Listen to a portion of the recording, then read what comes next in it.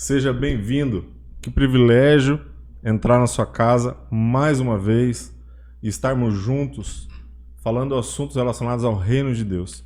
Nosso objetivo único aqui é levar da palavra do Senhor para você conceitos que falem com o seu coração e que o Senhor use cada instante nosso aqui para atingir a sua vida, o seu coração, e que isso produza, pela misericórdia dele e a atuação do Espírito Santo, transformação na sua vida, como tem acontecido na minha.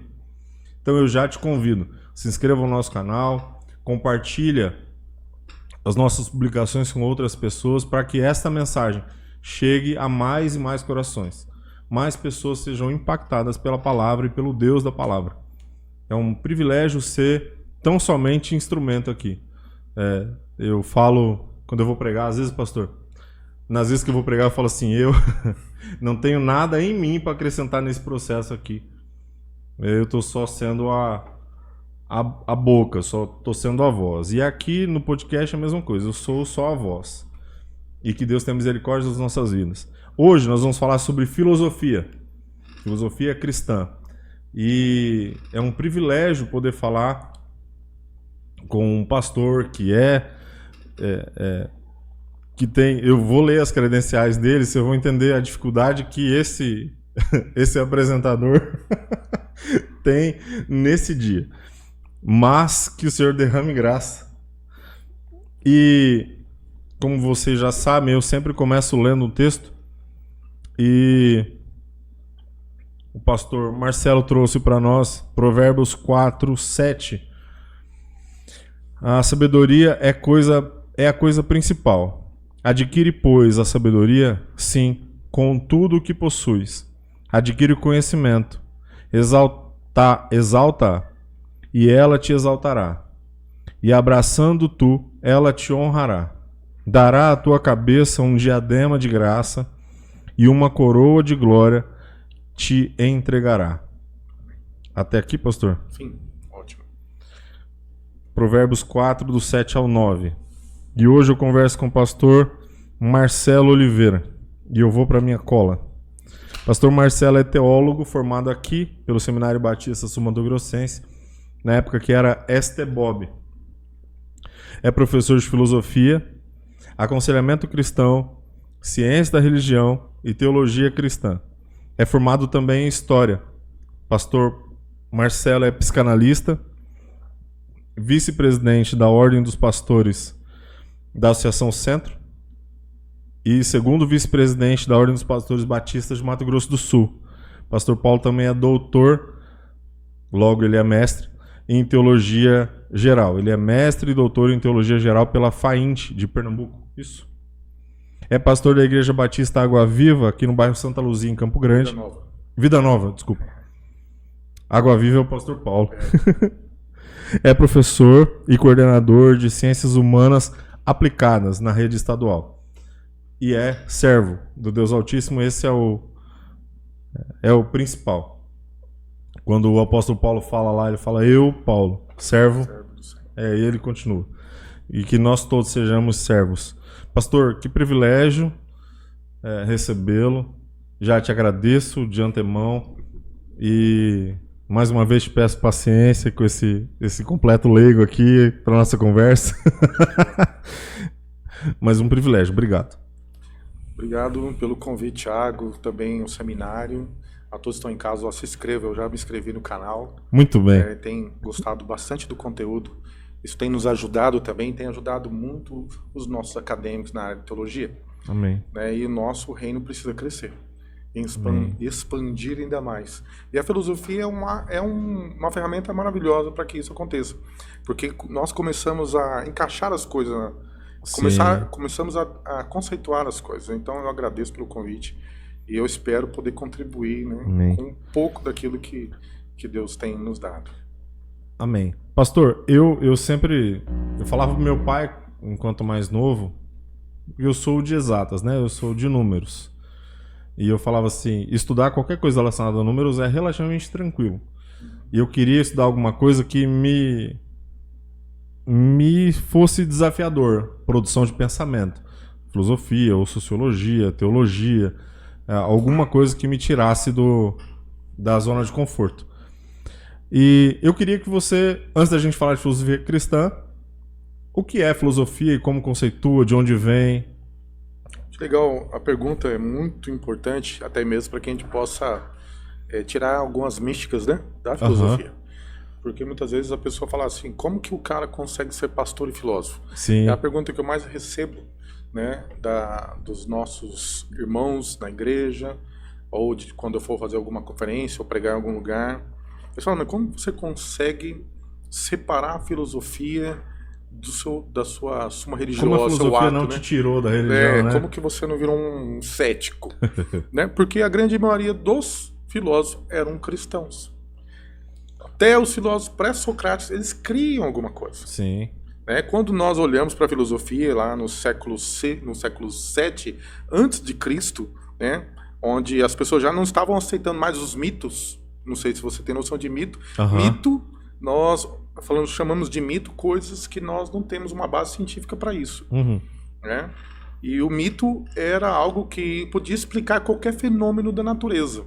Então o mito era um fundamento religioso da época. Então os gregos eram muito crentes, vamos dizer assim, entre aspas, Sim.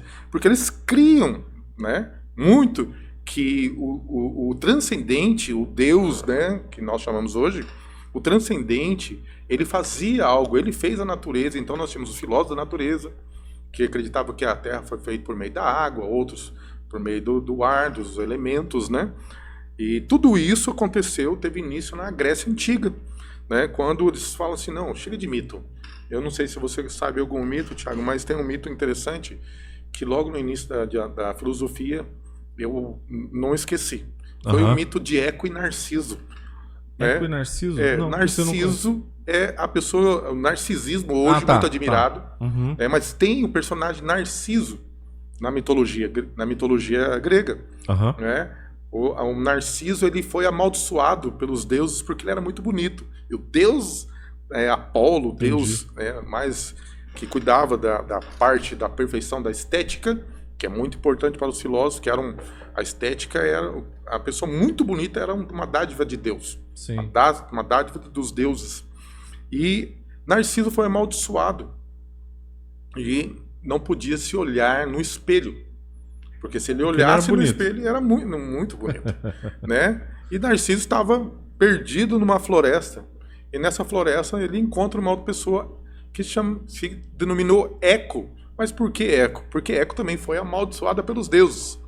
Zeus gostava de dar uma pulada aí para fora para olhar os ambientes, e ali ele olhava as mulheres bonitas e copulavam com elas.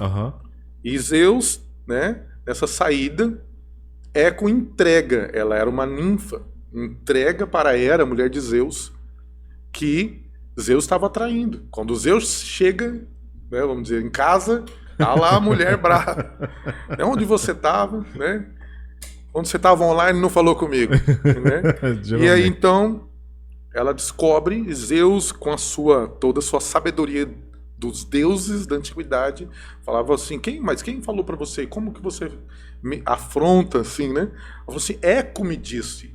E Eco então foi amaldiçoada a nunca mais falar nada, a não ser repetir o que os outros falam.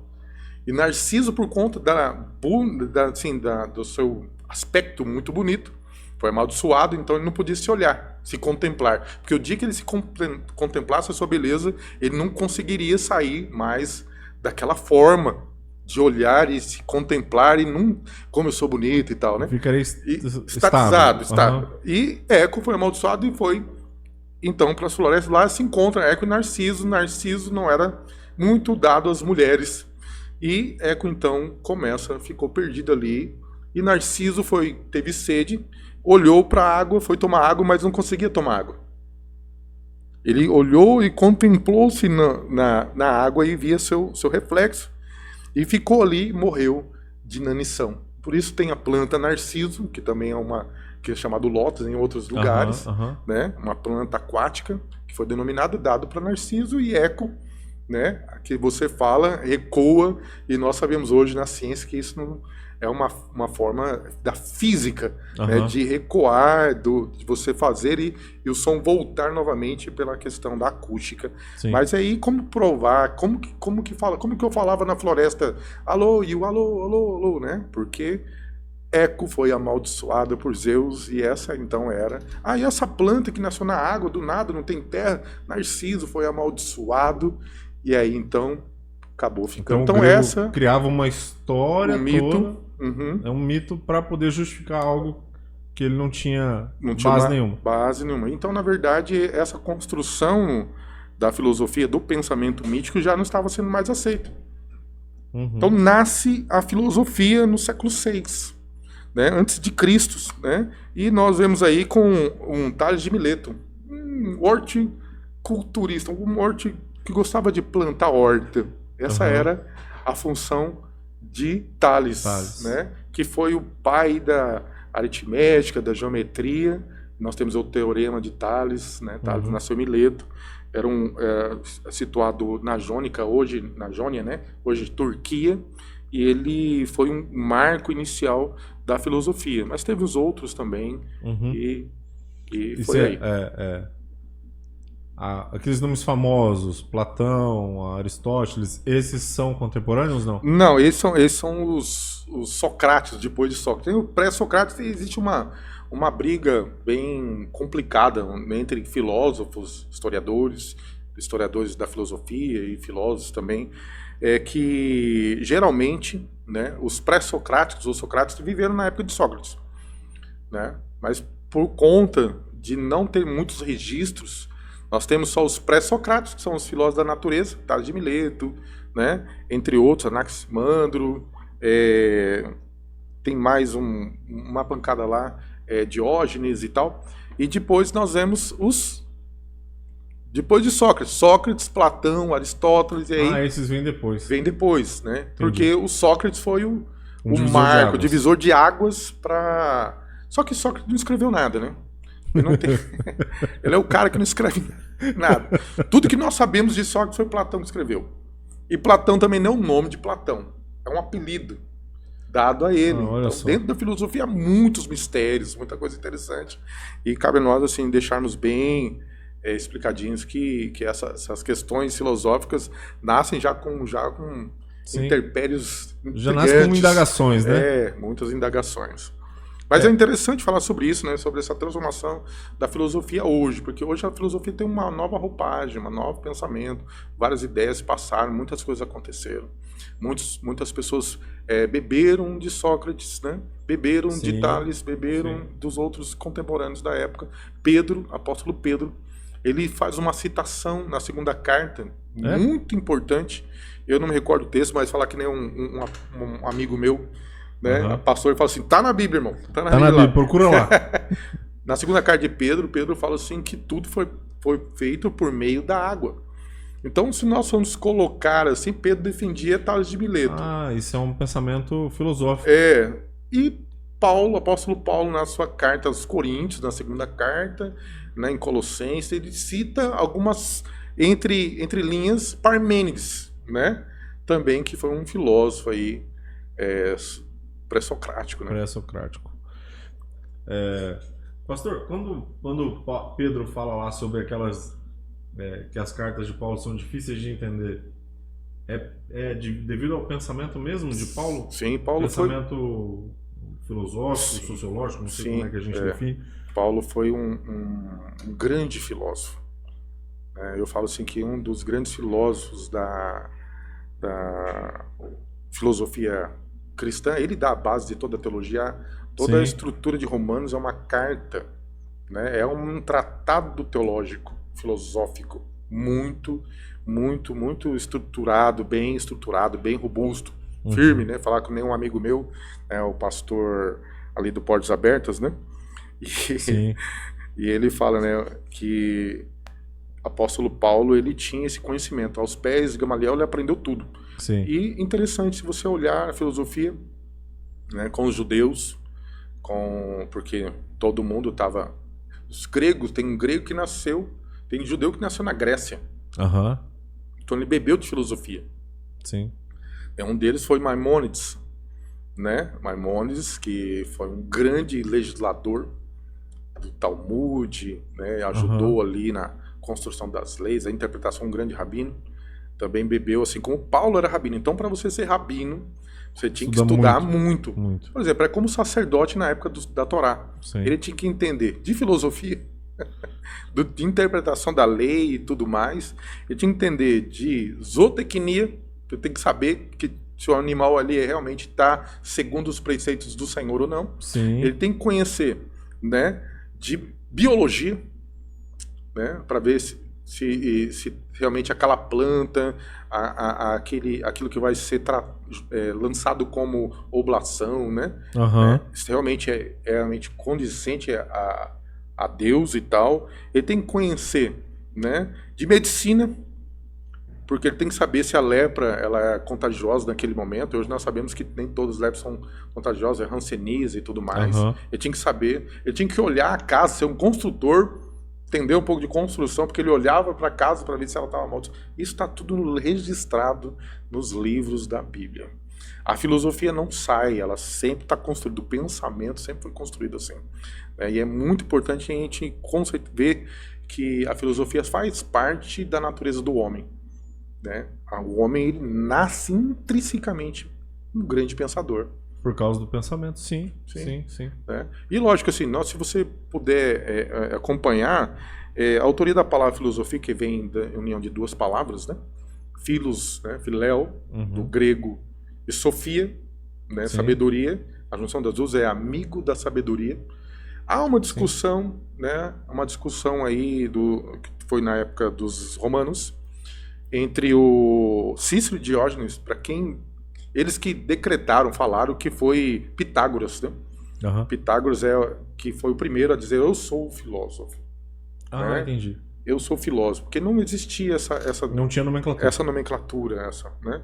Então Pitágoras fala assim, eu sou filósofo. Por que filósofo? Ele estava falando na língua dele, eu sou amigo da sabedoria. Então ele é o primeiro Pitágoras, né, a falar que ele é o amigo da sabedoria, mas ele era o cara matemático. Para ele tudo era matemática. Sim. Então todos os números são exatos, e a filosofia caminha junto, parece que não. Exatamente. Mas ela caminha junto, porque a exatidão da razão, ela funciona assim. Né? Os conceitos, depois a razão. Depois por isso o ceticismo, né? Porque você precisa provar algo. Você está sempre em busca de uma resposta conceitual e não ampla. O problema é que no pensamento nunca é. Sempre é uma resposta conceitual extremamente ampla. Sim. Então você tem várias interpretações. Sim, e na verdade Cícero Diógenes escreve isso, né? Escreve dizendo que foi Pitágoras que iniciou, né, com essa nomenclatura de filósofo. Philos e Sofia. Philéu, vem do Philéu, amigo. Né? São 7 tipos de amor no grego. Né? E 7 tipos, amor pai com filho. Eu tô pensando exatamente nesse. Né? Amor, ágape, amor. Os mais conhecidos aí que nós usamos no cotidiano, no mundo contemporâneo hoje, é o Philos, que por conta da filosofia hoje está em alta, né? Tantas pessoas importantes, né? Eu sou apenas um professor de filosofia, né? Todas as pessoas importantes que geram conteúdos. Eu escrevi, estou começando a criar filosofia agora. Então, estou caminhando aí nesses 14 anos de formação. Mas, assim, quando a gente olha para a questão da filosofia, a gente vê que todos nós precisamos dela. Precisamos colocar razão, conceituar, inferir, colocar em xeque todas as questões. Sim. Né? Sim. Por isso são os tipos de amor que nós temos aí. Philéu, né, que é um amigo. Né? Temos Eros, o desejo, o deus de Platão, o desejo, né? É o amor-desejo. Né? E o ágape, que muda a história da filosofia, a história do pensamento, né, do pensamento humano em relação ao amor. E aí, para que você que está me assistindo possa saber que o ágape ele nasce com Jesus mesmo. O amor ágape, o amor fala assim, não, amar não é desejo.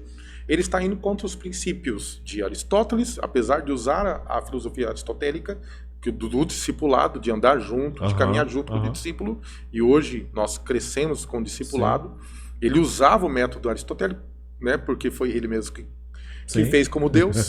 Claro. Usava, né? Mas ele também falava, né, sobre essa questão que amor não é só ética. Porque para Aristóteles, ética é o perfeito completo. Amor é ética. Ah, entendi. Né? Agora, Platão já não.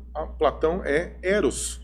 Eros é um deus da mitologia, né, que é o deus do desejo. Então, quanto mais eu desejo, mais eu amo. E quando eu... Né, e tem várias aí pessoas que falam assim, não, eu amo, né, tal coisa. Eu conto até um outro conto judaico, de uma filosofia judaica, e o mestre está andando na praia, andando, né, um grande pensador, o mestre andando, contemplando a natureza, pensando para que como vai transmitir a mensagem de sabedoria dada a ele. E ele chega, passando pela praia, chega até a cidade, né, e vê um jovem assando um peixe. Sabe? Para quem gosta de peixe é maravilhoso, não é meu prato predileto, mas ele está lá assando o peixe tá aquele cheiro muito bom, e o mestre passa, e todo mundo, e o jovem fala, ô mestre, shalom! E o mestre, shalom, o que você está fazendo? Aí o jovem fala assim, mestre, eu estou assando um peixe porque eu amo peixe. Você não tem noção, mestre, eu amo peixe. Aí o mestre fala assim, realmente você ama peixe? Mestre, eu amo peixe, então a gente tem que tomar cuidado com aquilo que a gente fala que a gente ama. Claro. E aí então o mestre fala assim, você ama peixe? Amo peixe, mestre, certo? Por isso você matou o peixe. Você matou o peixe porque você ama o peixe. Aí ele dá uma desconcertada assim, não é... Bem, falando, então você não ama peixe. Sim. Você ama o que o peixe pode proporcionar para você, ele pode satisfazer para você.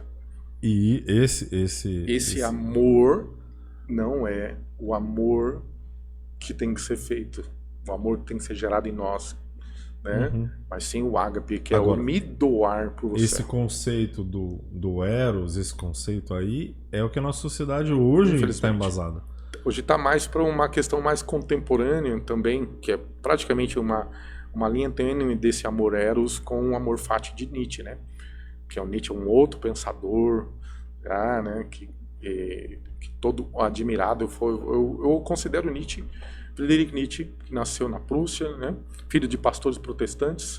E nós já entramos já numa filosofia mais rebuscada, mais complexa, né? E ele fala num livro Assim Falou Zaratustra, né? Que é um livro que fala sobre elementos, né? Que o Nietzsche usa, camelo, águia e tal. E ele então começa a discorrer nesse pensamento do Assim Falou Zaratustra, né? A personificação de um filósofo, né? E um profeta de Deus, né? Então e aí ele começa a desenvolver. Eles embatem? E ele quer trazer à tona, né, o super-homem, que na verdade é uma fala do Nietzsche, não é nem super-homem no original alemão, uma outra palavra que dá acima de super-homem, é o ultra-homem. Homem que não precisa de nada. Sim. Homem que não precisa de ninguém, não tem problema com... Entendeu? Né?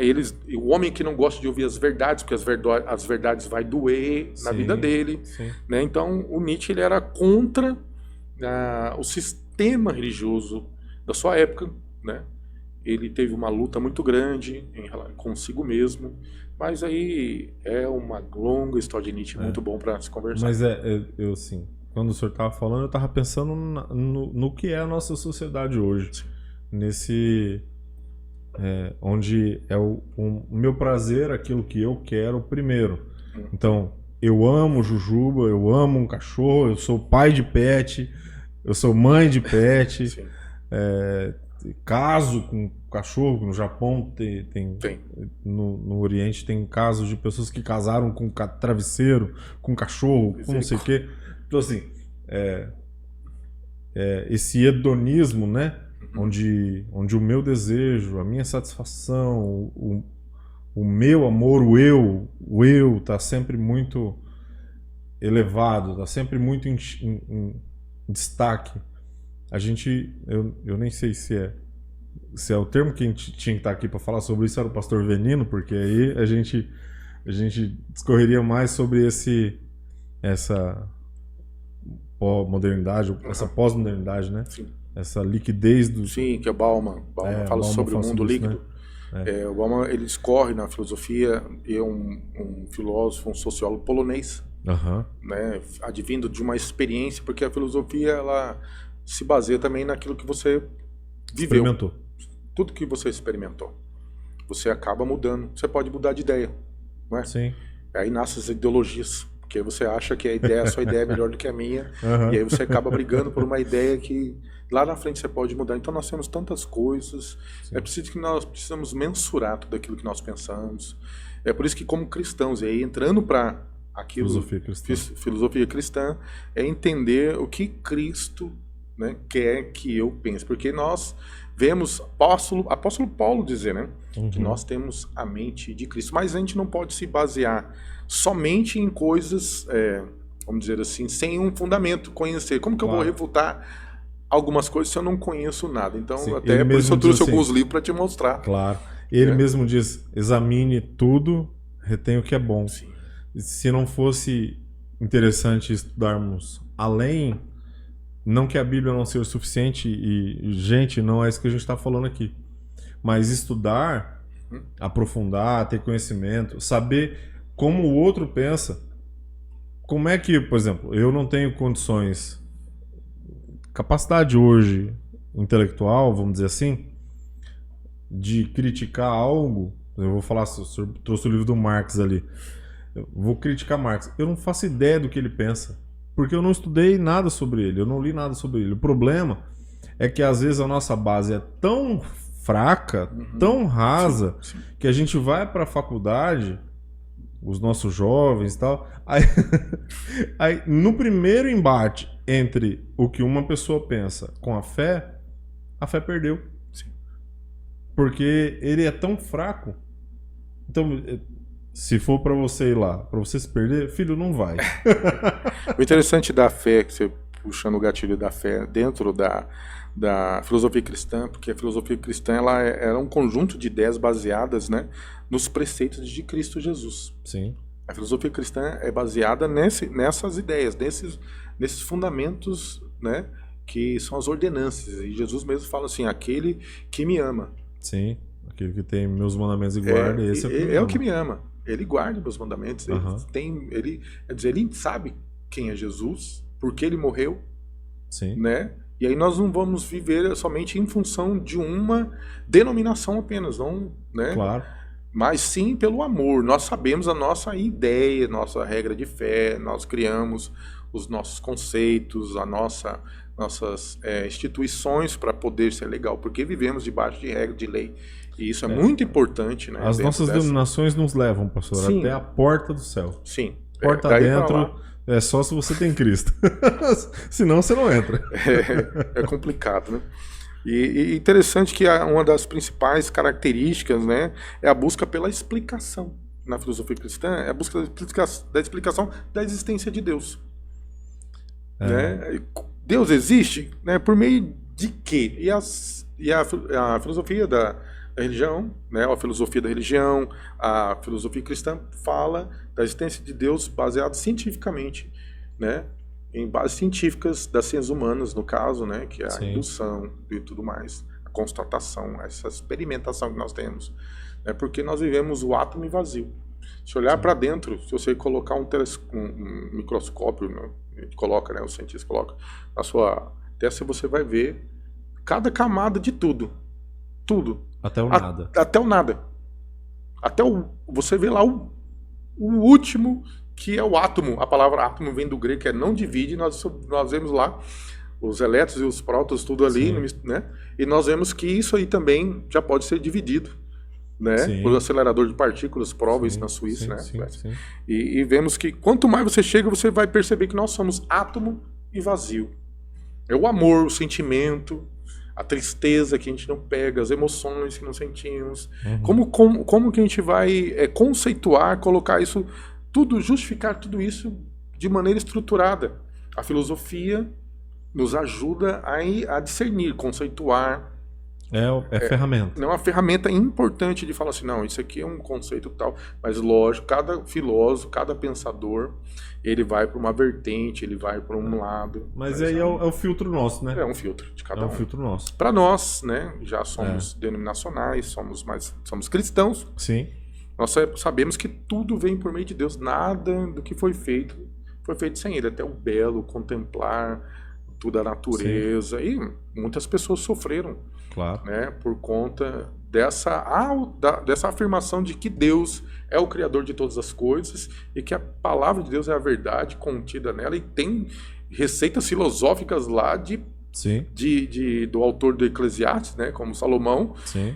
Que eu estava falando contigo antes aqui, das peripécias de Salomão. Sim. Né, que era um grande homem, muitas pessoas tomavam sabedoria dele. Iam até, o texto fala disso, né? Que as pessoas iam até Salomão para conhecê-lo, para fazer aliança.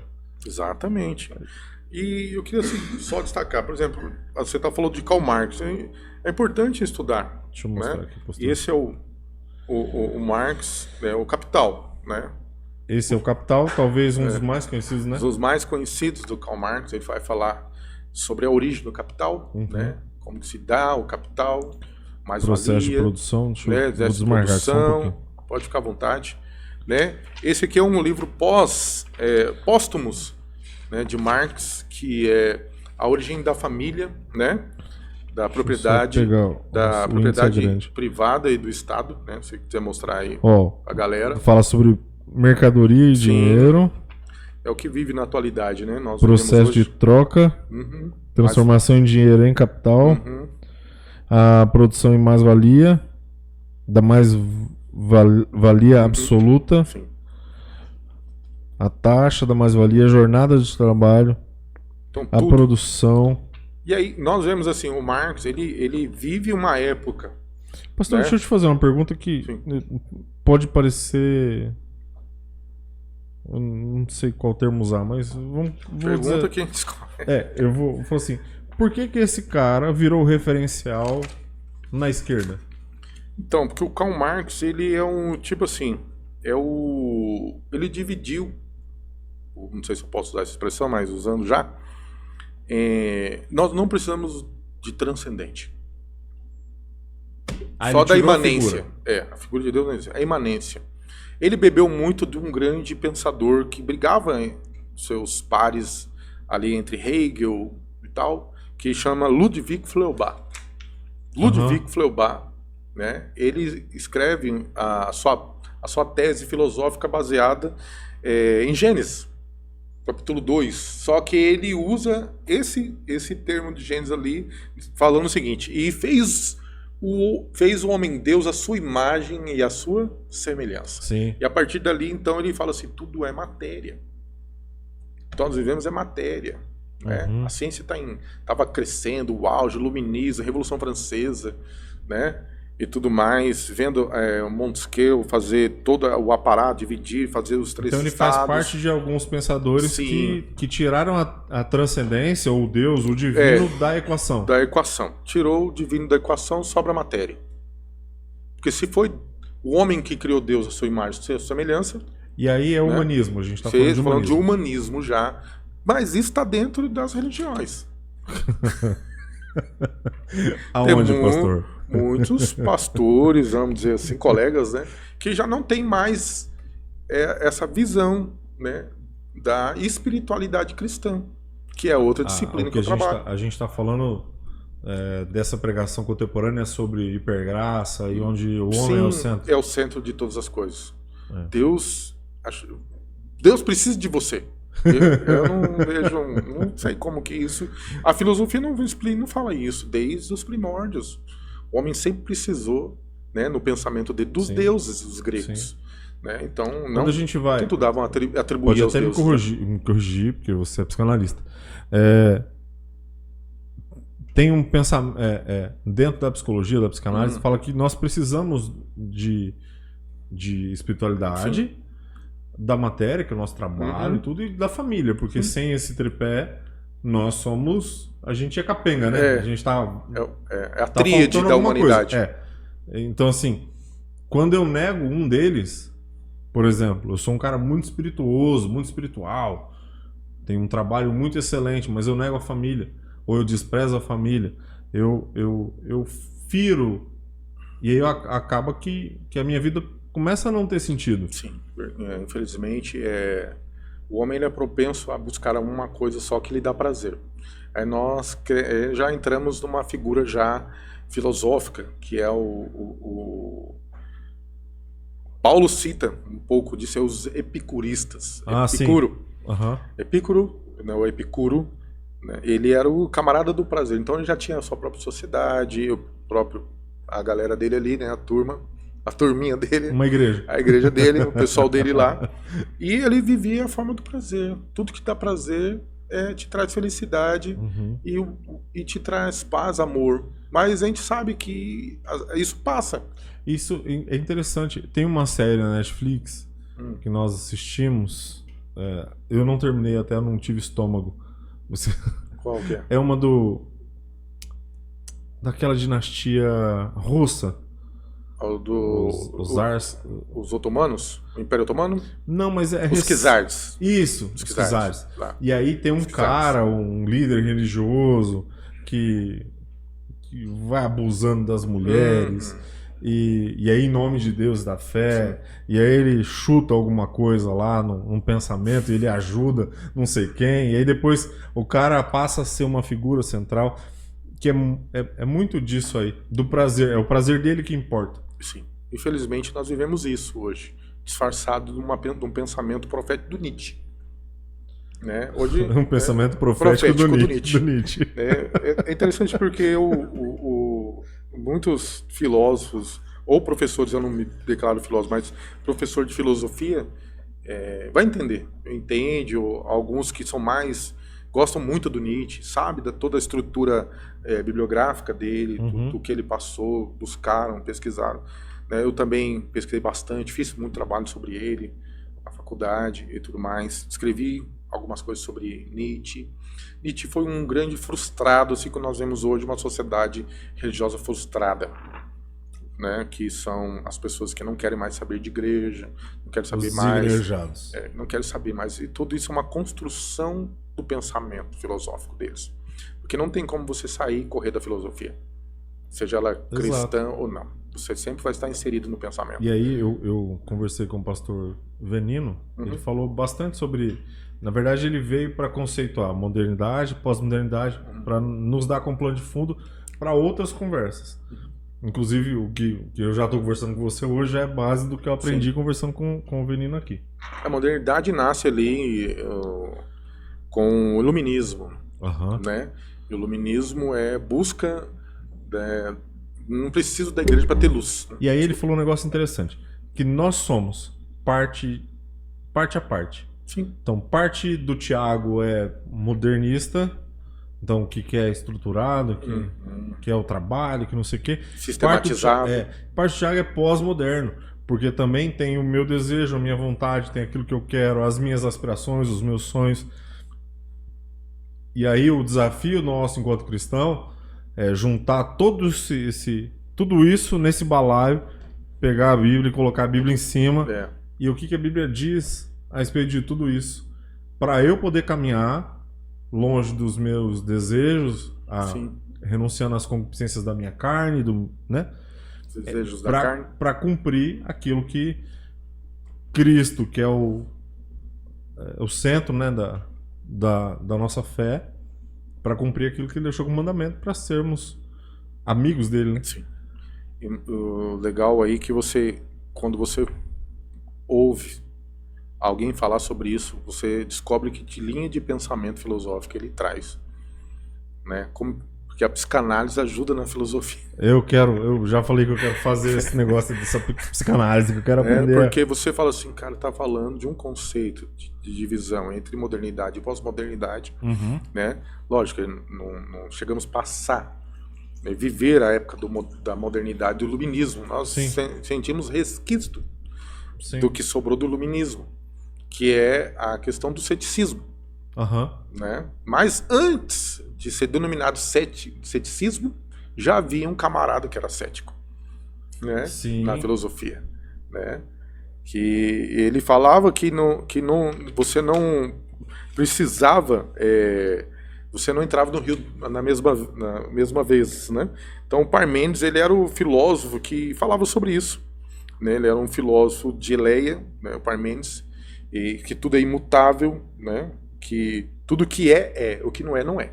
Então ele era um cara que deixava a mente do cara meio confusa. É tipo, eu li um livro chamado assim, Eu Não Tenho Fé Suficiente para Ser Ateu. Um livro totalmente científico, né? Porque a verdade, ela ou é absoluta ou ela não é verdade. É para deixar o cara em parafuso mesmo. O Parmênides, ele é um filósofo de uma realidade do ser. O ser é, e por sua vez é indivisível e imutável. Ele fala. Esse é o Parmênides. Uhum. E esse ser entendido é algo que já existe. Então ele já começa a nascer a filosofia existencialista do sentir. Entendi. Né? E já é, então ele não tem como não ser, ele já é um ser.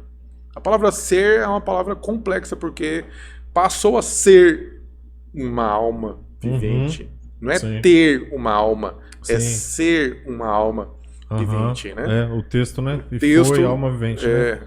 O texto lá em Gênesis fala assim, no capítulo 2, que Deus sopra a nefesh, né? A ruá, e uma pessoa passa a ser uma nefesh, uma alma, né? No hebraico, fala sobre isso. Não vou achar o versículo agora. E nós vemos então que esse nosso amigo aqui, o Parmênides, é um cara totalmente, né, da ideia. Ele também era considerado aí um dos, dos pensadores bem céticos da sua época, né? E eu não vou achar, interessante. Pastor. Queria achar o versículo, mas não achei. E fez Deus o homem do pó da terra, né? E é interessante que enquanto você acha aí que o Senhor fez o homem do pó da terra,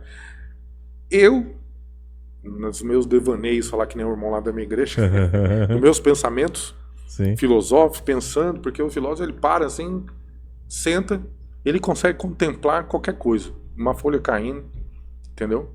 Sim. Ele consegue contemplar o silêncio que está à sua volta, ele consegue contemplar o barulho que muitas vezes está causando no movimento, ele consegue contemplar tudo um pouco. E ali Gênesis. Eu acabei de chegar nele. 2:7, isso. Obrigado. E formou o Senhor Deus o homem do pó da terra e soprou em seus narizes o fôlego de vida, e o homem foi feito alma vivente. Isso. Minha versão é a revista corrigida. Sim. É que eu gosto, que é legal. Mais tradicional. Tradicional. Então, para você perceber. E aí, se você olha pela filosofia cristã que nós defendemos, que Deus fez o homem do pó da terra. Você tem noção do que é isso? Explicar isso filosoficamente, em detalhes, como que é essa construção do pó. Você tem que ir todos os originais. Tem coisas que você vai olhar no original hebraico, que nasce lá com o palo-hebraico, né? Nasce no palo-hebraico. Porque Moisés não escrevia o hebraico ainda. Foi desenvolver depois a escrita hebraica com ele mesmo, Esse né? é um dos motivos que ele fala que como se ele fosse gago, né? Que tem dificuldade com a palavra. Mas ele mesmo, né? Segundo estruturas de muitos outros pensadores, principalmente judeus, falam que Moisés começou com o palo hebraico, depois o hebraico foi tomando as suas funções, as suas formas mais cabíveis. Até o W que a gente tem é uma letra hebraica, no palo hebraico ainda, né? E nós vemos assim, quando Moisés está falando isso, né, essa visão de como Deus criou, isso é relatado dentro da teologia como um mito. Entendi. Não é que a Bíblia é um mito. Olha só como que dá... É o pensamento. Como que dá aquela divergência. Como assim a Gênesis é um mito? Você entendeu? Sim. Que era uma forma literária de contar, de montar. Sim, é um mito no sentido de contar a história. De falar como que Deus fez. Por isso, mas para nós cristãos, crentes, judeus, Torá, é a palavra do Eterno. Hashem, de Deus, é a palavra dele. Ele falou isso aí e fez inspirado homens para escrever. Moisés recebeu essa revelação. E é lógico que para cada um deles, né, que são os pensadores da sua época, grandes sábios, e os sábios eram os filósofos, os sábios que a Bíblia fala, são os pensadores. Sim. Os magos, adivinhos, são os bruxos, é outra É conversa. outra coisa. Quando se fala sábios na Bíblia, está falando dos filósofos da Bíblia. Sim. Dos pensadores, de quem pensa, de quem faz. E aí, olhando para isso, nós entramos dentro do campo da filosofia da filosofia cristã, vendo que Deus ele cuidou de cada etapa na construção, até mesmo lá em livro de João. O livro de João fala sobre razão. Logos, no grego, é razão, porque existia uma contenda ali. Contexto histórico, muitas... cultura helenística, que bebia muito dos gregos, os romanos e tal. Eram várias comunidades, não era só os romanos e os palestinos, os hebreus e os outros, né? Filhos ismaelitas e tudo mais, que Palestina foi construída, foi dado o nome em 320, no século IV aí, né? Mas ali onde Jesus estava, né? Ali em Jerusalém, em Judá. Pastor, ele fala sobre isso. Não tem nada a ver, mas eu acho que tem. Por isso que eu vou perguntar. É errado dizer que a briga ali é do Reino do Norte com o Reino do Sul? Hoje, agora? Hoje você está falando num momento contemporâneo. Esse conflito em Israel e ali, quem está na vizinhança. Quando a gente olha para a Bíblia, a gente tem o Reino do Norte, que são as 10 tribos, e o Reino do Sul, que são as duas. Jerusalém ficou no meio, um pedaço para cada um, e ficou ali. É errado a gente interpretar dessa forma? Que inclusive estão brigando entre si? Sim, é que na verdade ali não tem o Reino do Norte mais, né? A Samaria foi... então foi destruído tudo. Samaria está dentro da Damasco ali, né? E já não tem mais... Não existe mais os 10 reinos, os 10 tribos. Sim. Elas foram dispersas. Acabou. Elas foram misturadas na época... em duas? Em duas. Então, que na verdade 3, né? Porque os levitas também estavam ali no templo. E tinha a tribo de Paulo, que ele mesmo fala que ele era o quê? Benjaminita. E os de Judá, filhos de Judá, né? Que da onde vem a palavra judeu e tal. Então a gente tem Sião, Judá, né? Benjamim e os levitas. E alguns levitas ali que ficaram no templo. As outras 10, elas foram misturadas, e era uma estratégia de guerra da época de Senaqueribe, entre outros. Eles falaram, não, vamos pegar e vamos misturar isso aí. Era a grande dificuldade que tinha de ser mestiço da época, que viviam ali, né, em volta de Jerusalém, os povos, né, que já não eram judeus. Então, existe assim uma etnia, né, judaica, ele é um povo, uma raça. Né, então não tem como falar assim, o povo do norte está brigando com o sul. Não, porque não tem o povo do norte mais. Sim. Acabou. Então, parêntese feito, já respondeu minha pergunta. E aí, gente, passando aqui só para avisar que se você quiser contribuir com o nosso ministério, o QR Code é esse aqui. De antemão, já oro pela sua vida e Deus abençoe grandemente você. Passando para 3 avisos. Se inscreva no nosso canal, curta, comenta, compartilha.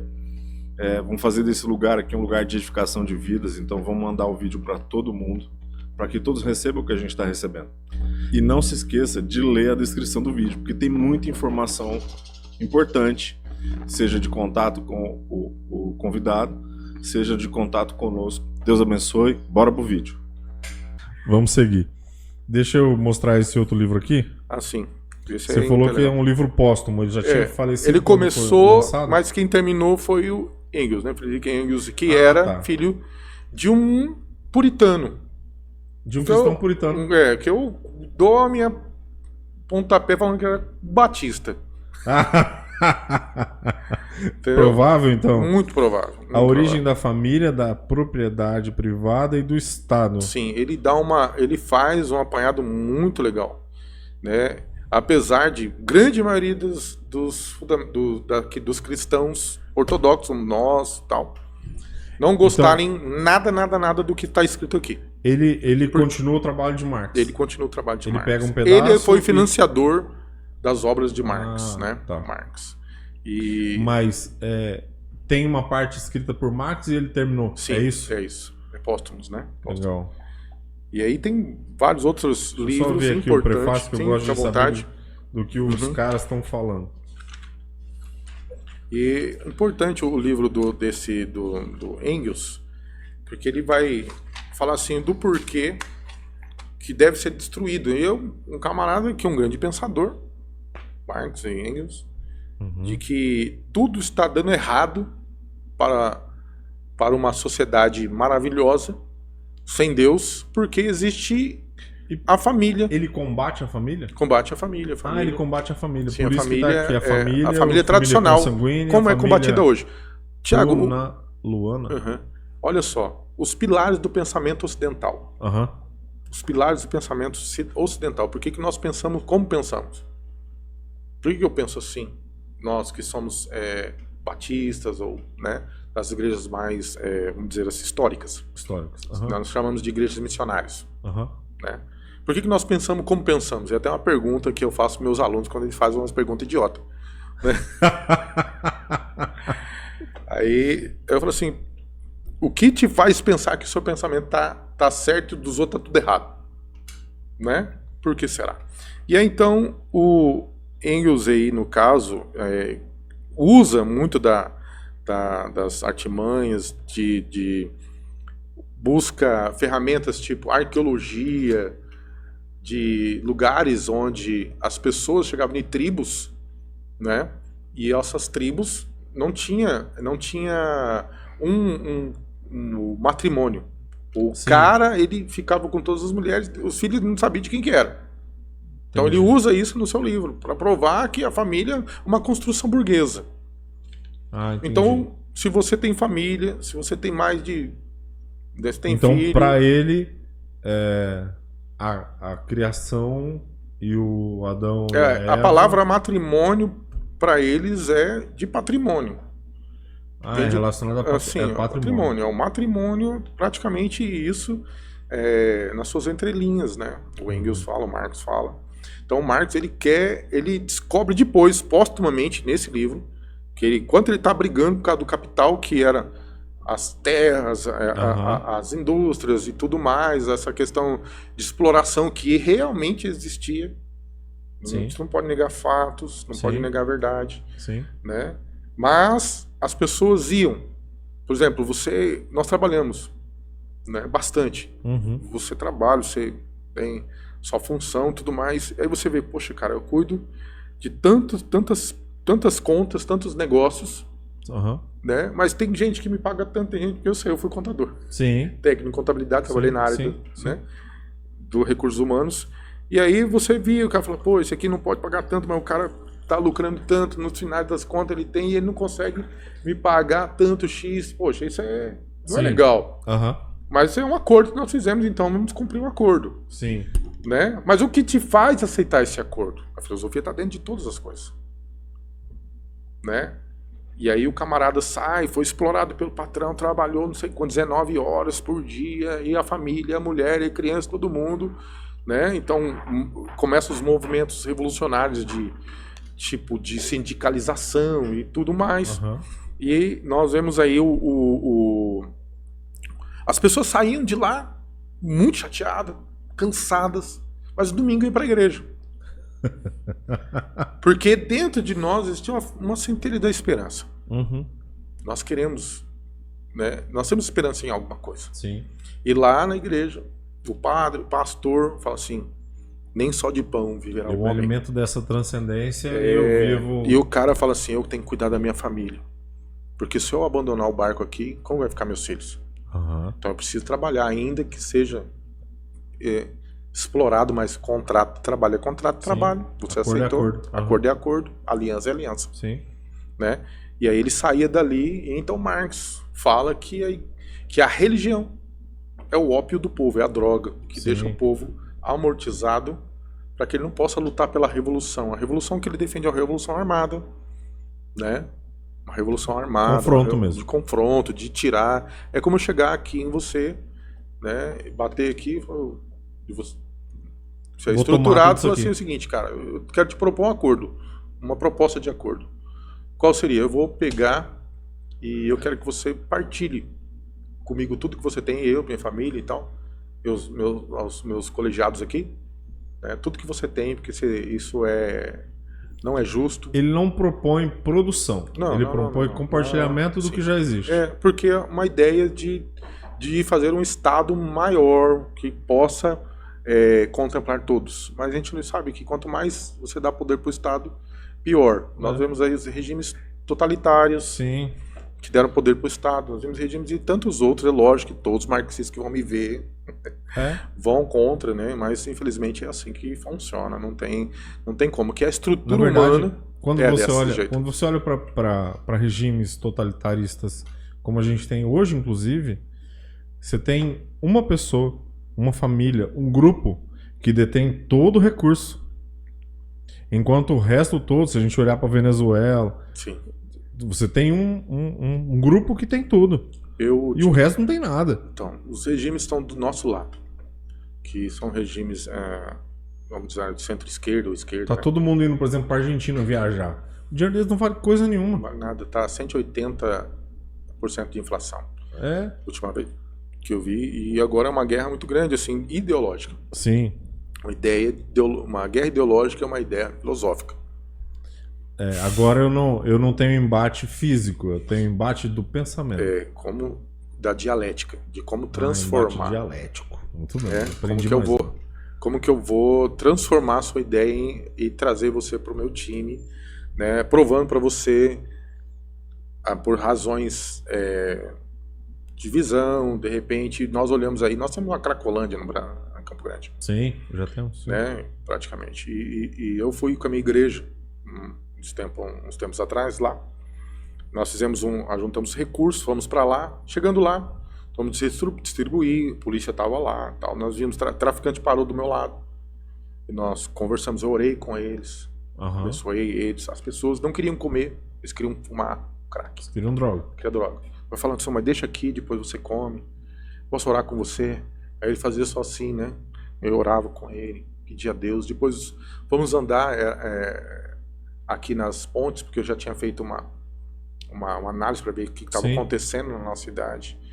E olhei, tinha moradores embaixo da ponte. Sim. Eu cheguei lá para orar, a igreja desceu, falei, a gente pode orar com você. As pessoas mais choravam, e hoje não adianta nada você chorar e não pôr o seu pensamento em prática. Aqui que Deus falou para nós, Jesus, apóstolo Paulo fala lá na sua carta aos Coríntios que a arma da nossa milícia não são carnais, mas são poderosos em Deus. Para o quê? Derrubar ou destruir fortalezas e levar todas as mentes, né, cativas à obediência de Cristo. É uma palavra muito forte. Ele estava falando de filosofia. Sim. Ele falou assim que o pensamento de Cristo, né, as armas da nossa milícia, o que nós vivemos, o evangelho que vivemos, né, o pensamento filosófico cristão, traz as pessoas para perto de Jesus e derruba as fortalezas. Derruba as fortalezas. As armas que nós temos derruba as fortalezas. Então a filosofia nos ajuda a arquitetar, deixar regulamentado todas as questões que nós vivemos no mundo. Nós discutimos várias coisas. Aqui eu estou falando do meu pensamento. Sim. Como professor de filosofia, né, que possa agregar de onde saiu as bases, não criticando, mas expondo cada um dos seus pensamentos, que gostam, não gostam, não estou aqui para julgar. Mas se nós olharmos para a Bíblia, o Senhor Jesus fala para João, assim, e no princípio era o Logos, e o Logos estava com Deus, e o Logos era Deus. E tudo foi feito por ele, tudo, né, e nada que foi feito tudo que foi feito por ele, né? E nada foi feito sem ele. Quem que é o Logos? Logos era o nome dado para os agnósticos. Os agnósticos falam assim, tudo é Logos. Jesus não veio em carne porque a carne é ruim, né? Sim. E aí nós vivíamos naquela época. O primeiro século foi confrontada pelo gnosticismo demais. Muito brabo. Então, a gente precisava de um tempo só falar assim, ó, hoje o assunto é Nietzsche, a gente vai hoje o assunto é tal, porque a filosofia ela permeia em todos os campos do pensamento humano, tanto na modernidade, pós-modernidade, os pré-socráticos, o início, o mito, as ideologias. Então a filosofia ela caminha, ela permeia por onde ela vai. Dentro da teologia, né? Porque existe teologia liberal, teologia não liberal. Até esse episódio era pro pastor Marcos Batista estar aqui. Ele não pôde. Verdade. Um grande abraço, pastor Marcos Batista. Era uma das perguntas que eu ia fazer. se você quiser falar sobre isso também, era desse, se há um confronto ou uma completude entre teologia e filosofia. Geral, não filosofia cristã, mas filosofia geral, se há confronto ou se elas, se um ajuda o pensamento do outro, se elas se completam de alguma forma. Eu acredito que ele ajuda tanto para o bem como para o mal. Sim. Porque depende daquilo que você crê, que está dentro de você, do que você pensa, da sua construção moral, né, dos seus costumes, de onde você foi criado, da sua questão ética. Ética, eu falo ethos, de como foi construída sua base moral, Sim. do pensamento, o pensamento. Porque eu posso ter uma ética voltada para o que, entre aspas, não presta na minha ótica, Sim. mas eu posso ter uma ética voltada para o que presta na minha ótica, né? Exatamente. O certo e o errado são dois valores equivalentes. Tá no meu filtro. Sim, de relatividade. Porque é relativo. Porque, na verdade, assim, tem um grande pensador que eu gosto muito, Immanuel Kant. Kant. Ele era metodista. Uhum. Ele era também... Não, metodista, desculpe. Ele era, se não me engano, ele era um religioso... Acho que luterano. Ele era luterano, não é metodista, não. Ele era luterano, porque os metodistas eram mais pentecostais, vamos dizer assim, se fosse falar hoje, né? Ele era um luterano, um religioso, mas ele pega um bisturi e tenta separar, né, Deus da natureza do homem, da vontade, do desejo, da boa vontade. O homem, ele pode ter boa vontade, mas a Bíblia fala que não. Mas ele tenta separar, fala assim, é possível, e aí uma experiência interessante sobre a boa vontade do Immanuel Kant, porque para você entender a crítica da razão, você tem que ler um livrinho de 110 páginas, se chama Fundamentação da Metafísica dos Costumes, que é pior do que ler o outro. Esse livro te deixa totalmente doido. E a crítica da razão pura e a crítica da razão prática. Né? E o Kant, ele seca, assim, ele consegue na sua mente separar a bondade do homem, né? O homem ter boa vontade, né? Da vontade de Deus. Ele faz o relativismo, ele é o pai do relativismo moral. Entendi. Praticamente. Então, o que é ter boa vontade? Exemplo. Se você vai para o supermercado, você que está me assistindo aí, vai no supermercado e você vê aquela placa lá, idosos ou pessoas de portadores de deficiências, né? Aí você sabe que ali é você tá quase, você não reparou, vai entrar, você vê a placa. O que vai te fazer não se estacionar ali? É o medo da multa? É o respeito pelos idosos? É o respeito da multa, é aí que vai é certo ou errado. É o que é certo, né, e errado. O que não vai te deixar entrar ali, não. Aqui se eu ficar aqui com o meu carro aqui, eu vou levar uma canetada. Não posso colocar aqui, porque eu tenho consciência de que isso aí é pro idoso.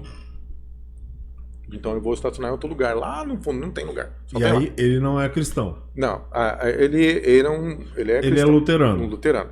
E aí então, né, se não me falha a memória, posso estar equivocado, mas eu acredito que era luterano. E aí, de você não entrar ali, é porque, vamos dizer, isso é uma versão minha, é porque você tem boa vontade. Ah, não, tadinha do velho, do deficiente, então eu tenho que colocar lá. E não vai me doer nada. Acho meio difícil, para não falar impossível, do cara falar, poxa, né? Idoso, é alguma coisa e tal. Mas assim, essa é uma construção, né, dos humanistas mesmo, de olhar para o ser humano, e uma vertente que a esquerda sempre luta por ela e tal. Né? Então, aí, voltando a falar de filosofia cristã, a filosofia cristã, ela nos traz padrões de ética? Sim. Então, porque assim, o que a sociedade conhece como ética hoje é parte do que a gente tem de conduta bíblica. Né? Sim, a filosofia cristã, ela traz assim, o padrão de ética.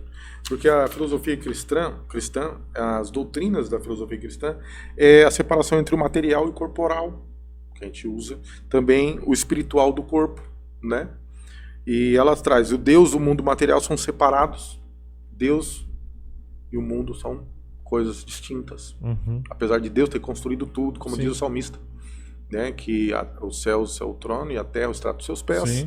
Né? Deus se manifesta em 3 pessoas distintas, que é o Deus Trino, né? A Trindade, Pai, Filho e Espírito Santo. Ele fez tudo, mas ele não habita. Sim, por conta até mesmo, isso dá uma briga filosófica tremenda, porque alguns se baseiam na filosofia cristã dizendo que o homem também ele é tripartido. Então ele é tricotômico, dicotômico ou unista, né? Sim. Que para os judeus é unista, que ele é uma coisa só, né?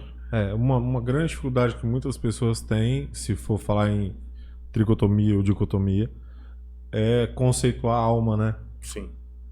Alma e espírito, fazer essa distinção. Quem conceitou muito bem a alma, historicamente, os sábios Deus, né? Eles vão falar que a alma tem pelo menos 5 etapas.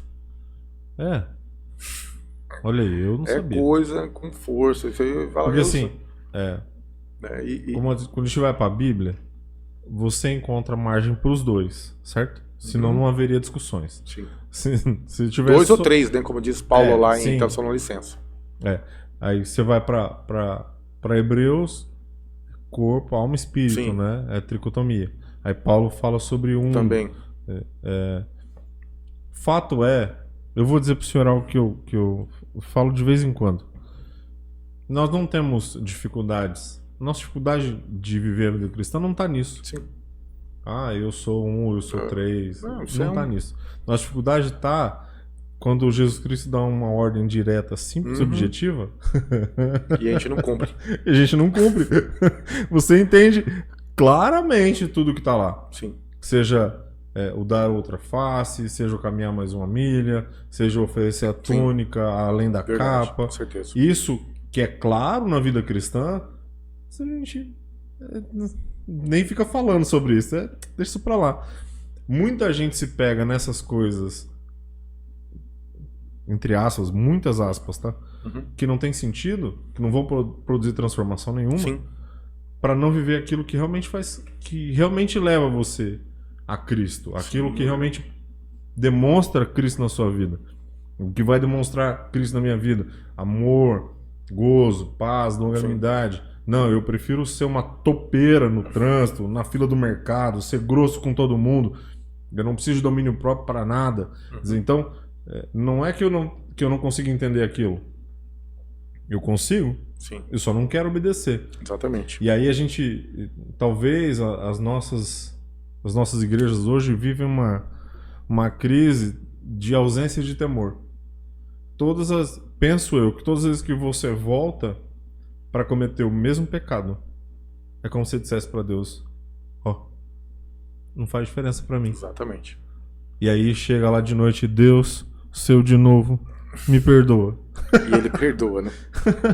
Mas amanheceu o dia, ou minutos depois da oração, sim, seu pensamento volta para aquele mesmo erro, você volta para o mesmo pecado. Porque daí Malaquias, que é para sacerdotes, sim. Se eu sou pai, onde está a honra? Se eu sou o Senhor, onde está o temor?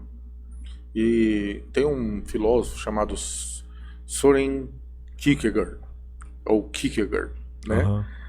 Alguns o traduzem como Francisco do Cemitério, é assim, o Benedito do Cemitério e tal, né? Um alemão. E ele é o pai do existencialismo. Ele está no século XIX, em 1820, ele nasce aproximadamente, morre com 42 anos de idade, tinha uma vida sofrida, né? Com pai, mãe, todo mundo perde irmãos, vê o pai que é um luterano, ele entra para a vida vocacional, mas aí sai, vai para o mundão, sabe? Volta de novo para Cristo, e aí ele começa a escrever, ele se é apanhado todo, vai para a faculdade, escreve, né? Um grande pensador, Soren Kierkegaard, vai falar sobre o existencialismo. Eu acredito assim que Deus ele quer falar com a gente, ele fala com a gente. Sim. Né? E ele vai usar os seus meios para falar, né? Como diz lá em Oséias 2, Sim. Deus leva ele para o deserto para ele poder falar no coração dele. Sim. Deus nos leva para o deserto, que é o melhor lugar. Sim. O Soren Kierkegaard, então, ele vê em Abraão, a chamada de Abraão. Abraão tendo o filho da promessa. Né? Aí ele separa a angústia de Abraão, porque ele, o grande cerne da filosofia existencialista, né? Cristã existencialista é a angústia. Por que os crentes sofrem tanto? Filosofia cristã existencialista. Existencialista. É uma filosofia existencialista. Né? Por que o crente sofre? Porque todo mundo está bem, né? Ou vai o cara lá que não é... Sim. Não tem temor de Deus. O salmista fala sobre isso também, né? E tal.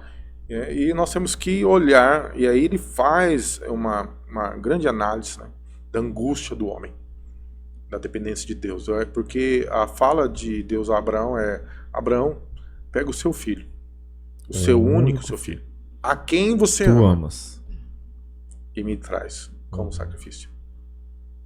E então acho que ele surta. Qualquer pensador ali, qualquer pessoa que para analisar o texto, que se importa com o que o texto está falando, com o que Deus está falando, né? E o porquê que Deus deixou essa experiência toda para Abraão, pai da fé. Ele então para ali e começa a falar sobre a angústia. Toda decisão que você vai tomar gera em você uma angústia. Sim. Então nasce aí então o existencialismo. O existencialismo, eu tô aqui, eu preciso decidir o que eu tenho que fazer. Mas o amor dele é muito maior para com Deus, a ponto de ele falar assim: ainda que meu filho morra, o Senhor ressuscitará. Você entendeu? Então, o Soren Kierkegaard se baseia na angústia de Abraão para desenvolver um pensamento. E Hebreus, se não me engano, tem uma citação... Enquanto você procura, eu vou tomar água. Por favor, pastor. E hoje eu estava conversando com um professor, um colega nosso lá de história. Se ele me vê, um abraço aí pro professor, né, Diogo, professor de história lá na nossa escola, uma bênção, gente boa. E falando sobre isso, sobre essas questões da filosofia, da história da filosofia, né, da história da igreja, que é uma história complexa, não há de se negar que a história da igreja é uma história de muito sangue, Sim. de muita angústia, de muitas decisões que os cristãos tomaram, mesmo se não ter nenhum tipo de estudo filosófico, eles pensavam em como decidir, e foi uma ação mesmo do próprio Deus na vida deles, né? Porque somente Deus para te falar assim: não, eu não nego. Sim. O que eu creio. O cara, tipo, meu pai falava, é o fio do bigode. No fio do bigode. No fio do bigode é isso aqui. Sim. E naquele dia, tá, eu vou fazer porque eu preciso fazer, porque tem que fazer. Né? Quando eu olho para os pais da igreja, eu tenho um livro lá sobre isso, eu gosto de saber a história dos que morreram em nome do Evangelho. Aqueles que foram queimados no Coliseu para servir nos jardins, né, para servir de luminárias. Sim. E tal. Tem um cara, o Policarpo de Esmirna. Sim, Policarpo de Esmirna. Que é bispo na igreja. Sim, bispo. Junto com o João na igreja, porque o João era pastor. Então eu não tô falando nada de errado, não, tá tudo certo. Grande pensador, do pai da igreja, da patrística. Com 80 e tantos anos ele foi martirizado e amarraram ele, colocaram para pegar fogo, acenderam a fogueira apagou. É que nem João tentaram jogar no óleo quente. Jogaram no óleo quente e não queimou nada. E aí ele faz uma oração, e a oração é maravilhosa, de linda, mas centralizada em Cristo. Sim, cristocêntrica. Totalmente cristocêntrica. O que as nossas igrejas hoje têm extrema dificuldade de fazer. Um culto onde as canções são cristocêntricas, uma abertura do culto onde Cristo é o centro. Uma mensagem que seja cristocêntrica. E o que os pais da igreja nos ensinam, quando a gente olha para eles e olha para o testemunho que eles fizeram, é que a gente precisa voltar nesse lugar. Sim. Então, quando falo de reforma na igreja, eu falo da reforma com Lutero e tal, eu não penso que a igreja precisa ser reformada. Mas nós precisamos sim voltar para aquele lugar. É interessante essa fala de a igreja precisa ser reformada, porque assim, quem precisa ser reformado são as pessoas, né? As pessoas? Pessoas ser transformadas. Transformadas, né? não Porque reformadas, né? não mudar estatutos ou coisas Não. para adequar aos Sim. princípios do sistema do mundo. É. E é isso que as Mas, pessoas quando a gente olha para esse conceito pós-moderno, onde o que eu sinto, o que eu penso, o que eu vejo, o que eu acho, o que eu quero, o que eu gosto da parede branca, eu gosto da parede preta, eu gosto de uma cortina preta, eu não gosto, eu gosto de madeira. O púlpito já para mim, o púlpito não precisa ser de acrílico, tem que ser de madeira, ou ele pode ser um tambor de óleo ali pintadinho de preto, escrito fé. Uhum. Então, assim, que aí faz parte daquilo que eu quero. E penso que o nosso desafio enquanto... E eu vou dizer nosso porque eu estou estudando para ser, mas principalmente dos pastores, dos líderes, o desafio enquanto igreja é encontrar a direção de Deus para fazer aquilo que Ele quer. Porque se a gente vai para Paulo, é porque dele, por ele, para ele são todas as coisas, glória pois a Ele. E hoje a glória é para o apóstolo, para o reverendo, para o semideus, para o vice-deus, para o quarto homem da trindade que está ali, um comedor de arroz e feijão igual nós, né?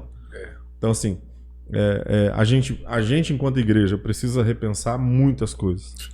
O texto de Hebreus que eu falei, que o senhor estava falando de Abraão, 11:18, sendo-lhe dito, em Isaac será chamada a sua descendência. Cadê? Em Isaac será chamada a tua descendência, considerou que Deus era poderoso para até dos mortos ressuscitar. Exatamente. Eu vi um pastor falando assim, isso aqui era assim, ia pôr fogo, oferecer o menino em holocausto, das cinzas, Deus refazer. Sim. Exatamente. E é o absoluto da fé. Não consigo, eu nem tenho filho, não consigo pensar nada mais torturador do que dizer assim, angustiante, como foi o termo que você usou. Pega teu filho, teu único filho, a quem você ama. Aí essa parte que me dói mais. Eu mas não tenho filho e fico dolorido. Mas existe um porquê, porque são os porquês dos porquês que a filosofia ela é contemplada, ela passa a ser, vamos dizer assim, perpetuada no nosso sistema. Porque todo porquê ele precisa de uma resposta. Né? Por quê? Né? Mas agora, para nós cristãos para quê? Para que Deus deixou isso? Para que Deus... E aí qual foi o propósito? A Bíblia fala que é necessário que quem leia creia que ele existe. Exatamente. Então, talvez para a filosofia fora da filosofia cristã, para a filosofia geral, o aspecto fé seja... porque assim, não existe espírito. Não precisa. Na verdade. Mas dentro da filosofia geral o espírito é intelecto. Intelecto. O homem é um ser inteligente, intelecto. E aí, na filosofia cristã, a equação fecha quando eu insiro nela a estabilidade da fé. Sim. Que ela vai explicar, nela vai entrar a soberania de Deus, a vontade permissiva de Deus. E eu vou falar sobre algo que, por exemplo, doeu em mim. Eu sofri um acidente, fiquei sem andar, foi aquele rolo todo, 5 anos, cirurgia, pedi pra morrer, e esse rolo todo. Deus. A angústia foi... lá no talo. E aí, um cara chamado Salomão escreveu assim, todas as coisas acontecem com todas as pessoas, justos e injustos, puros e impuros. Sol nasce e ele todos. repete, todas as coisas acontecem com todas as pessoas. Exatamente. Nós não somos filhos preferidos porque Deus não tem. Não. Mas na nossa cabeça, e aí talvez, não sei se é humanismo, se é antropocentrismo, não sei qual que é o termo que usa, mas na nossa cabeça eu fiz por onde não sofrer a punição ou não sofrer a fatalidade. Para Deus não. Sim. Lá Deus fala, sou acaso eu senhor de um e não do outro? Falando de uma guerra. Exatamente. Ele é de todos. É que eu geralmente digo para as pessoas, quando vem com muita religiosidade ou vem com fundamentos muito, muito próximos, que é assim, Deus é Deus de todo mundo. Sim. Ele é Deus do macumbeiro, Ele é Deus Claro. do espírito kardecista, ele é Deus do judeu, ele é Deus do taoísta, Deus do sei de... É Deus do batista, entendeu? Sim. Deus do católico. Deus é Deus. Entendeu? Mas ele só é Senhor daqueles que o consideram como Senhor. Sim, daquele que... A palavra Adonai, ela tá no plural. Ah, é? Porque Adoni, né, é Senhor. Entendi. Adonai é senhores. É pouco falado, Sim. né? Mas Adonai é uma palavra que está no plural. E por isso que a palavra Adonai, quando é colocada na palavra de Deus, na Torá, né, pelos escribas e tudo mais, e aí existe várias correntes e pensamentos, e que quando a pessoa ia escrever o nome de Deus, ele tomava um banho, pegava uma caneta especial para colocar lá o nome de Deus, tetagrama, Sim. que é impronunciável. Aham. Aí se ele aparecesse o nome de Deus lá 100 vezes, ele tomava 100 banhos. E trocava a roupa, vestia a roupa só pra colocar e apenas só pra escrever o nome de Deus. Eram duas roupas. A roupa normal, mas vou falar Deus, então. Vou ali, tomo banho, escovo o dente, volto. Aí agora vou colocar. Deus. Então, dentro disso, você vê que eles têm um princípio, né, na sua época, da honra, né? E também do pudor para com o nome de Deus. É por isso que o nome de Deus é, quando se apresenta Moisés, fala assim: eu sou o que sou. Toda vez que eu penso como um pensador cristão, né, um filósofo cristão, um professor de filosofia cristão, que toda vez que eu falo assim, eu sou um nada, eu estou blasfemando contra o nome do Senhor. Porque Deus está em mim. Sim. Eu quero, assim, fechar, jogar a tampa com cal, que muitas vezes eu ouvi várias pessoas, mas eu também concordo com isso, não é a frase só minha. É uma construção de vários outros pensamentos e de outras pessoas que, quando, Thiago, você chegar lá no céu, alguns me interpelaram no seminário ou na igreja, aos jovens, que eu prego muito para jovens também, e falaram assim: pastor, quando eu chegar no céu, eu quero falar com o Daniel, cara. O cara é doido. Como que ele chega e fala: vamos virar agora mandruvá, vamos comer só folha. Então, e como que ele conseguiu construir toda essa gama de pensamento dentro da religiosidade que ele tinha no Deus, né, no Deus de Israel, e vencer. E eu quero chegar lá no céu e falar com esse cara. Adão é o cara que eu quero conversar com ele, né? Mas eu falei assim: eu posso te interromper? Quando você chegar lá no céu, eles vão perguntar para você. Sim. Tipo assim: Thiago, como que é Deus morar dentro de você? Antes de eu responder qualquer pergunta para você, como que é você ser casa de Deus? Como que é isso, cara? Me explica. Entendeu? Porque eles eram apenas conta-gotas do Espírito de Deus, mas quando chegar lá, eles vão perguntar. A gente vai para Sansão. Né? O Espírito do Senhor se apoderava de Sansão. Sim. O Espírito do Senhor se apoderava... Exatamente. Nós não. Nós temos o Espírito, nós somos casa. A filosofia prova, a filosofia cristã mostra que é preciso crer em Cristo para ser santificado. O processo de santificação é a partir da sua crença em Cristo. E isso é uma base da filosofia cristã. Eu preciso crer que Cristo é o Senhor. Amém. Você entendeu? Senão, não considero como verdade. E aí até o pregador fala que quando ele tá falando que tá terminando, né? Aí tem que falar 3 vezes, horas, né?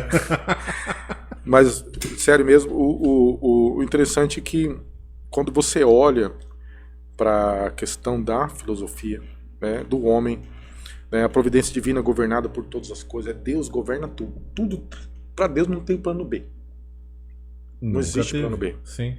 Na filosofia cristã nós cremos que tudo é providência de Deus. Existe uma outro conto que estava o sábio ali sentado e tinha um funcionário do sábio. Ele fazia tudo pro sábio. Fazia tudo para ele. Comida, lavava roupa, louça, tudo. E o sábio só sentava, né, de manhã, fazia sua oração de jejum todo dia, mas ele saía para ir para a sinagoga, para os lugares pregar, voltava, sentava, orava, né? Baruch atah Adonai Elohim melech olam, tal. Baruch Shem Kevod Malchuto Leolam. Vai, ele sentava e ele falava a frase: Gamzu letová. Tudo vem de Deus. Na língua dele lá. Tudo vem de Deus. Toda a providência é de Deus. E isso foi deixando o rapaz trabalhar com ele muito chateado. Falei: poxa, tudo vem de Deus, eu tô aqui. Fui eu que fiz tudo. Eu fiz tudo, eu que lavei a louça. Deus não veio aqui. É um humanista. Né? Deus não fez a comida, eu que fui lá comprar as coisas. Hoje eu não vou fazer nada para o mestre. Nada.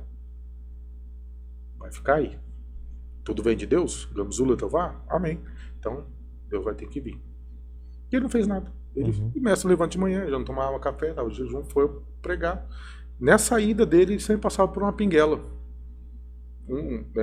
De 1,5 metro, assim, que quando chovia ficava aquelas lamaçais, assim. Não era nem um rio, nem nada, tipo um varjão, né? Já ouviu falar? E ele passando por ali, e vinha uma comitiva de vendedores e tal, passava muitas vezes. E naquela hora, o pessoal resolveu passar também. E eles entraram no meio. Você já viu aquele negócio, você vai para um lado, vai para o outro. E aí, um se esbarra no mestre, o mestre cai ali na lama. Mas ele passa a comitiva, ele se levanta, limpa ali a roupa, vai, chega lá na congregação, fazer as preces, orações, e todo mundo começa a reparar, mas o mestre tá... O que foi que aconteceu? O mestre tá sujo. O mestre caiu lá na pinguela. Sabe que crente é o mestre, né? E aí o mestre sai, limpa, volta, todo mundo... Mas isso virou comentário. E esse comentário saiu na cidade. Na cidade estava um viajante que passou por ele, muito rico. E aí eu vi e tal, e conheci, ele veio de outro lugar, mas conheci o mestre, assim, eu ouvi falar dele. E então ele fala assim: que história que é essa que o mestre estava sujo, né? Como assim? Eu te passei nesse horário por ali. Então, alguém passou e derrubou o mestre na lama. Vê se pode uma coisa dessa, coitado do mestre, tão idoso. É um homem sábio e tal, mas ele chegou, fez oração, voltou. Mas que hora foi isso? Foi tal horário. Rapaz, meu Deus, perdão, nós derrubamos o mestre. Nós derrubamos o mestre. O que eu posso fazer? O cara, muito rico, muito abastado. E eu falo assim: o mestre é uma pessoa muito simples, não precisa de nada, ele é um homem de Deus mesmo. Não precisa fazer nada pro mestre, fica de boa. Não, mas eu quero fazer alguma coisa pelo mestre. O que eu posso fazer? Falar o mestre, ao meio-dia, pontualmente, é o horário que ele almoça. Leva uma comida pra ele. Alguma coisa pro mestre, né? Ótimo. E já estava quase chegando o horário, ele manda 10 funcionários na casa do mestre. Chega 10 funcionários, quando dá meio-dia, antes do meio-dia, 1 minutinho, tá lá o cara, e o mestre senta, depois das suas orações, chega, toma banho e tal, senta na mesa, né, e começa a fazer sua oração, e o cara tá ali: não vou fazer nada pro mestre, não tem nada, eu quero ver que Deus vai vir aqui e vai fazer alguma coisa pro mestre. E aí, de repente, dá meio-dia, o mestre ora, né? Baruch Adonai, agradeço ao Senhor, bendito seja o Senhor, Rei do Universo, que sustenta tudo pelo poder da tua palavra, né? Bendito seja o teu reino, que é grandioso e eterno, que é Baruch Shem Kevod, Marutô, Leolam Vaed.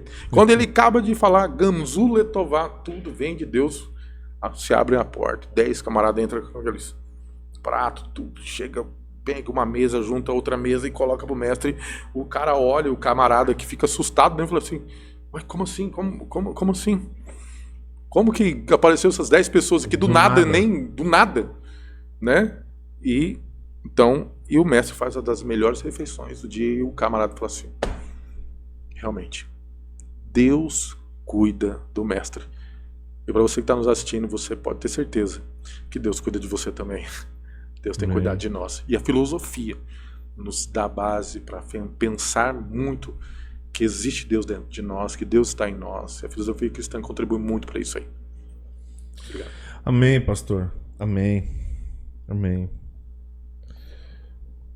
É de explodir a cabeça. Isso porque não deu para falar muita coisa. A gente ficou só viajando só mesmo. Permeando. Mas eu espero um dia vir pra gente sentar e falar alguma outra coisa. Na verdade, num próximo encontro, depois de termos um plano de fundo, sim, aí a gente vai começar, que eu falei com o pastor Venino, falei: agora o senhor vem pra gente falar sobre um ponto específico de tudo que nós conversamos aqui. Vai ser o mesmo com o senhor. O conteúdo agora nós vamos delimitar um tema e vamos correr sobre ele, porque já conceituamos, já mostramos, já falamos um pouco de tudo. Inclusive para esse aqui, para que eu tenha condições de conversar. Ótimo. Num outro momento. Mas deixa eu só, antes da gente terminar, deixa eu só mostrar o resto dos livros que o senhor trouxe. Isso é interessante também. Esse autor vai Porque falar. Provavelmente vai ter alguém em casa que gosta de ler. Esses livros são de autores Batista, da nossa casa publicadora, Antiga Juerp. Ah, da Juerp, olha só. Esse é o Merval Rosa, muito bom, que é antropologia filosófica, né? Toda Deixa eu mostrar a isso aqui questão da construção humana a partir da filosofia, como que o homem é construído na mente. Antropologia né? Filosófica, uma perspectiva cristã. Sim, né? Um livro abençoado, muito Da Juerp. bom, da Juerp, tá? Muito Ele bom é mesmo. Deixa eu ver de que ano que ele é. E esse é um das Não sei últimas porque edições. eu gosto de saber o ano. Eu gosto sempre de saber o ano. As edições dele, né? Tem também esse outro que eu quero que você dê uma olhada, 96. mostra. 96. Esse é o Merval Rosa, Psicologia da da Religião. religião. Se dá do processo de conversão, que é o processo da religião. Conversão. A gente está todo dia se convertendo. Fala sobre conversão. Conversão. Um processo A contínuo. psicologia por quê? Aumenta a psique, que é a alma, né? Os sentimentos, tudo que acontece, todas as angústias. 1992. Né? Vai falar aí, Merval Rosa vai fazer um trabalho maravilhoso aqui nesse livro falando sobre a psicologia da religião. Domingo passado eu preguei, retrasado eu preguei e falei assim, me converti de novo. Tá aqui, o Merval Rosa falando mais sobre isso. História filosófica do gênero humano, Antoni Fabri. Uhum. Ele vai falar sobre a história do homem, do gênero do homem, do humano. Qual que é o gênero humano do homem? De onde que sai o homem? Qual que permeia? Então vai falando muitas coisas. É um livro muito... É mais denso, não? Denso, bem mais complexo, de linguagem bem mais rebuscada. Os capítulos são bem profundos, né? E ele fala, assim, da história do gênero do humano. O amor, princípio da sociedade e a civilização do homem. Sim. Como que se dá, como que ele consegue conviver com todas essas questões, né? Porque a gente vive em meio à sociedade e de pensamentos diferentes, vivendo com respeito, né? O que é respeito? De onde saiu a palavra respeito, né? Respeito e empatia são duas coisas totalmente diferentes. Os conceitos estão detalhados, assim, não nesse livro, mas dentro dos dicionários filosóficos. Eu nem li o resto do sumário porque eu não quero colocar parafuso na cabeça de ninguém, pastor. Tratado de Filosofia, Regis... Regis o quê? De Olivel. De Olivel. O Regis de Olivel, um tratado de filosofia, mas ele vai tratar mais da área da psicologia, né, do pensamento humano. Muito bom mesmo. E nervoso de grosso. Geralmente nós temos assim, se você quer construir argumentos, você tem que ler. E você 1967, tá bom? Isso. É muito bom esse livro. Até a linguagem, né, é diferenciada, porque você vai aprender a usar os vocabulários também. Toda leitura te ajuda nos vocabulários. Ele tem 4 módulos, né? Lógica e cosmologia, Sim. Psicologia, metafísica e moral. A questão lógica e a cosmologia. Cosmologia é como foi criado o mundo a partir da lógica. Então, tô rindo de nervoso. Porque assim, tem que falar assim, pastor, a gente vai falar só disso. Então, beleza. Aí, mas olha... mas foi um bate-papo legal, deu pra acho que obrigado pela generosidade de compartilhar e sentar à mesa com o leigo. Não, eu peço perdão aos irmãos que estão assistindo, mas essa é só a ponta do iceberg de algo. É a pontinha só de nada, assim, aquela começo da ponta do iceberg de tantas coisas que pastor, tem. Eu acredito que, como isso aqui que a gente fez não é um assunto que as nossas igrejas falam, sim. Se qualquer um de quem está assistindo, e eu que vou reassistir esse episódio mais 1, 2, 3 vezes, porque eu sempre faço isso com todo mundo, eu assisto mesmo. Primeiro, para me autoavaliar. Segundo, porque tem conceitos que eu preciso aprender. Sim. E olha que nós nem entramos na base do conceito etimológico, e é muito profundo. Sim. Então, assim, mas é de um abrir de olhos para realidades maiores do que esse nosso mundinho de o meu umbigo, o mundo está aqui em volta do meu umbigo. Então a gente precisa mesmo caminhar em direção de águas mais profundas, de conhecimentos mais amplos e pela misericórdia de Deus, hoje foi o dia de compartilharmos aqui. Então eu saio enriquecido pelo privilégio de falar sobre, e eu espero que você em casa também aproveite, assista de novo, comenta aqui o que você achou.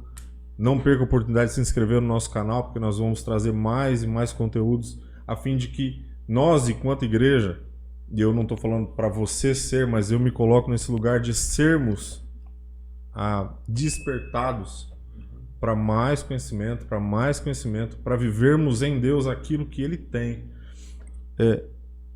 Porque o que me move, Jesus Cristo falou que faríamos obras maiores que a dele. Sim, exatamente. Hoje a gente não consegue nem orar, pastor. É um absurdo. É um absurdo. A igreja tem perdido sua força. E a força está no se dedicar à conversa, ao diálogo com Deus. Então, eu quero viver coisas maiores. Sim. E se os sinais acompanham os que creem, eu quero crer, que os sinais nos acompanham. Eu quero esse crer. Gente, obrigado, você ficou com a gente até agora. Um privilégio. Deus abençoe sua vida. E floresça onde o Senhor te plantou. E não fuja daquilo que Ele te chamou para fazer. Abraço, Deus te abençoe, até mais. Obrigado. Uau, que bom que você chegou até aqui. Um privilégio para mim ser instrumento e ser canal para que chegue conversas como essa na sua casa e você seja tão edificado quanto eu sou. Eu já te agradeço. Eu falei do QR Code, tá aqui. Se você quiser fazer parte desse ministério, contribua conosco com qualquer valor. Toda oferta é bem-vinda. Também quero te agradecer. Se você já se inscreveu no nosso canal, cara, muito obrigado. Se você ainda não se inscreveu, essa é a oportunidade. Se inscreva no nosso canal, ative as notificações, curta essa publicação, ajuda muito, porque quanto mais curtidas tiver, mais o YouTube entende que isso aqui é importante e entrega para outras pessoas. E compartilha no Facebook, compartilha no WhatsApp, compartilha no Instagram, compartilha com as pessoas, para que todos recebam e sejam edificados como nós temos sido até agora. Deus te abençoe, um abraço, até mais.